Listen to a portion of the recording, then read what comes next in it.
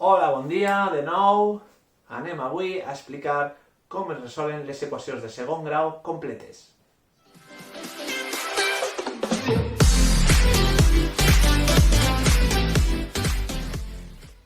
La primera cosa que heu de saber és que quan tenim equacions de segon grau completes estem d'enhorabona perquè tenim una fórmula general que ens permet resoldre l'equació, que seria esta. I que sí, ara sí, ens aprenem de memòria. És molt facilet, només és una fórmula. Val? Importantíssim. Esta fórmula és igual a, quan dic menys b, m'estic referint al coeficient de la x. Sempre. Val? Per tant, sempre el coeficient que acompanya la x és la b. I el que acompanya a la x al quadrat és la a. I el que no depèn de la x és c. Per tant, sempre que això siga d'esta manera, la fórmula serà menys b més menys l'arrel quadrada de b quadrat menys 4ac, val? Això és un producte, 4 per a i per c, dividit per 2 per a. Molt bé. I com se fa això? Fem algun exemple? Molt fàcil. Molt fàcil. Mireu. Per a començar, la primera cosa, i que és el més important de tot, és identificar els coeficients. Esta equació és similar a esta? Sí. Aquesta és la primera cosa que heu de fer, val? Si no té esta pinta, tot al membre esquerre heu d'operar i heu d'arribar fins a esta forma. Quan tingueu esta forma ja podeu comparar. Quin terme acompanya a la x al quadrat? El 5. I així, este era la a, per tant, la a és igual a 5.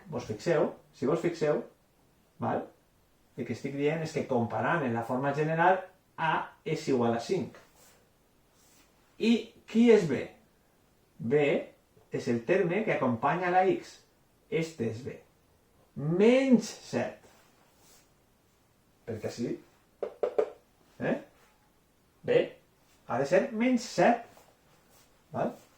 Torno a escriure 5x quadrat més menys 7 per x més 2 igual a 0. Ara sí que està clar, no? Que és menys 7, perquè si està així sumant, la b ha de valer menys 7. Val? Important. Bueno, respectem els signes, per tant. I la c, que seria el terme que no depèn de la x, seria, en este cas, el 2. Més 2. I ara sí ja podem aplicar fàcilment, perquè ja sabem el que val la b, el que val la a, el que val la c, val? Podem aplicar la fórmula general. I el que fem, val? És, jo vos recomano que vos escriviu la fórmula davant, la tingueu davant, però per tal d'aprendre-la, val? És millor de cap, val? Es comença sempre. Menys b menys el valor de b, que és menys 7. Més menys l'arrel quadrada de b al quadrat, que seria menys 7, elevat a 2. Menys 4 per a 5 i per c, que és més 2. I dividit per 2a. Val? La a és 5. És a dir, estic agarrant esta fórmula, val? Que és la fórmula general, i simplement estic substituint on fica b, escric el valor de b. On fica a, escric el valor de a. I on fica c, escric el valor de c, que és més 2. Val? Per tant, he tornat a escriure esta fórmula, però substituint a, b i c per els valors de la meva equació. Molt bé. I ara ja es tracta d'operar. Val? Menys 7, si llevem el parèntesis, se queda més 7. Més menys 7 elevat al quadrat és 49, menys 4 per 5 i per 2. Vejam, 4 per 5 és 20, per 2 és 40, dividit per 2a, que seria, en aquest cas, 2 per 5, que és 10. Molt bé. Per tant, me queda que la x és igual a més 7 més menys Ara veurem què vol dir això. L'arrel quadrada de 9, dividit per 10. Això vol dir que n'hi ha dues solucions. Val? El més i el menys vol dir que n'hi ha dues solucions. Una positiva, que s'anomena positiva, però bueno, pot ser positiva o negativa, val? Que és més l'arrel de 9 partit per 10, o l'altra opció és que tinga el més 7 menys l'arrel de 9 dividit per 10. Bueno, l'arrel de 9 ja podria haver escrit directament 3, val? I així, si vos fixeu, ja no faig lo de l'arrel té dues solucions, positives o negatives. Està ja, diguem, així interpretat, val? Eixa dualitat de solucions, aquestes dues solucions estan així ja interpretades. Per tant, me quedarà més 7 més l'arrel de 9, que era 3, me quedarà 7 més 3 és 10, vaig a llevar això, val? Perquè se m'està així acumulant la faena. 10 partit 10, que és 1, i per una altra tindria 7 menys l'arrel de 9, que és 3, seria 7 menys 3 dividit per 10, i això serà 7 menys 3 és 4 dècims, i això són 2 quints. Per tant, la primera solució seria 1, i la segona solució serà 2 quints. Val? Una solució per així i l'altra solució. Molt important, comproveu, val? Comproveu, agarreu. Esta solució és més difícil i més engorrosa de comprovar, val? Però esta és molt senzilleta de comprovar. Mireu, si substituïsc 5 per 1 al quadrat menys 7 per 1 més 2, això ens ha de donar 0. Vejam si és 7. 5 menys 7 és menys 2, més 2 és 0. Perfecte. I l'altra solució, igual.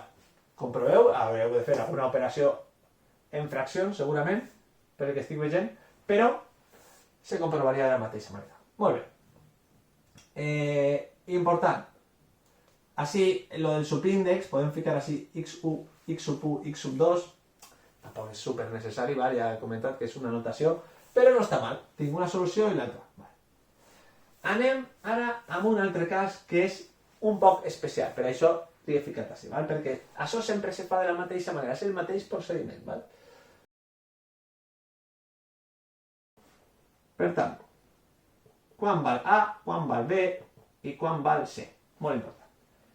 La A és el terme que acompanya la x al quadrat, que és 5, la B el que acompanya la x, que és 6, i la C el 2.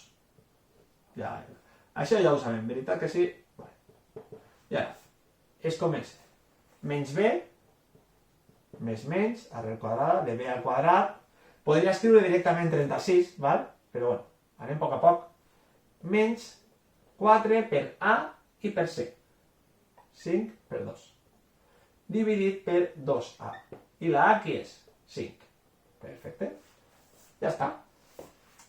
Ara simplement simplifiquem un poc. Menys 6, més menys, arrel quadrada de. Això d'ací és 36, i això d'ací, val? És 4 per 5, 20, per 2, 40.